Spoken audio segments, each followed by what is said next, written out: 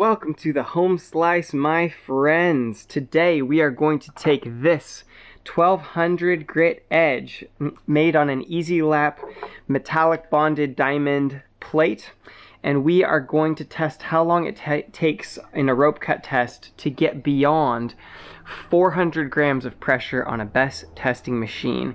We're doing this to test how normal fine edges, all stropped the same way, which was cardboard with a 1/2 micron diamond and silica mix, and see how they compare with a dual grit edge. If you're new to the channel, I do knife testing. If you don't know what a dual grit edge is, check out this original tutorial. The dual grit edge performed very well in rope tests done by other YouTubers, which is why I'm putting some research into it. If you don't know what a BESS machine is, check out this introductory video that I made. And if you're curious as to how it all ties together, basically I'm trying to figure out a way to test the width and the integrity of an edge. So I'm trying out some new methods. I'm actually combining a sharpness tester with an edge retention test in the hopes that maybe we can develop some new ways of finding out the dynamics of how an edge dulls. I hope you enjoy the video. We've got lots of rope to cut, so let's get into it.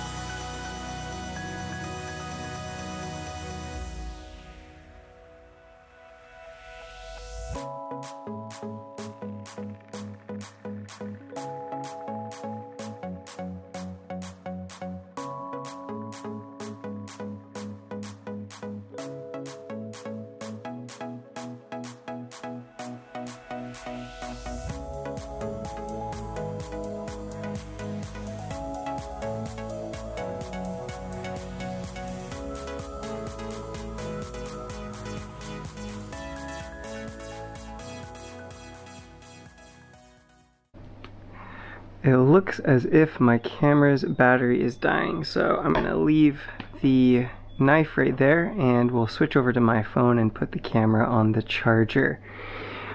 Stay put, everybody.